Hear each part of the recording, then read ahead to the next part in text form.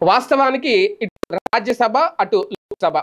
లోక్సభలో అంటే మొన్న వక్ఫ్ బిల్లుకు సంబంధించి మొత్తం ఎంపీలందరూ కూడా జగన్మోహన్ రెడ్డి వైసీపీ విధానం పాలసీకి అనుగుణంగానే వక్ఫ్ బిల్లుకు వ్యతిరేకంగా ఓటేశారు అనేది.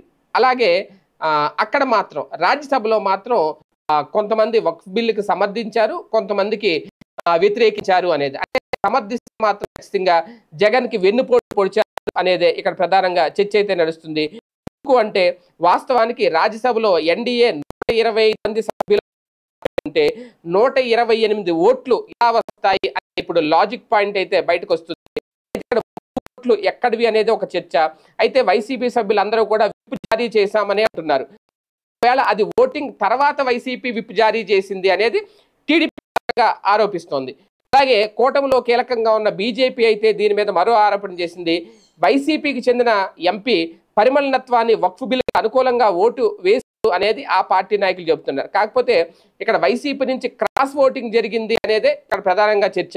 ఒక్కరైనా ఇంకా ఎవరైనా అన్న చర్చ కూడా ఉంది. ఒక్కరు వేశారా ఇంకా ఎవరైనా? ఎందుకంటే పరిమళనత్వాన్ని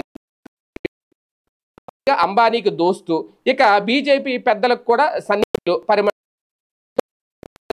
ఖచ్చితంగా వ్యతిరేకంగా అయితే ఓటు వేయరు అనేది. అలా చూస్తే 7 ఎంపీల్లో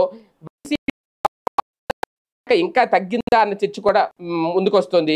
బీజేపీ రేపొద్దున్న ఇంకా కొన్ని బిల్లులు ప్రవేశపెట్టబోతోంది. వాటిని రాజ్యసభలో వైసీపీ వ్యతిరేకిస్తే గనక అందులో ఎంపీలు క్రాస్ చేస్తారా, అంతటితో కాకుండా పార్టీని వేడతారా అన్న చర్చ అయితే ఉంది. మొత్తానికి వైసీపీకి సంబంధించి ఎంపీలు గనక వైసీపీ పాలసీకి విరుద్ధంగా ఓటు వేస్తుంటే ఖచ్చితంగా అది జగన్మోహన్ రెడ్డికి రాజ్యసభలో ఎంపీలు వెన్నుపోటు పొడిచే అవుతుంది అనేది మరి కొంతమంది చెప్తున్నమాట.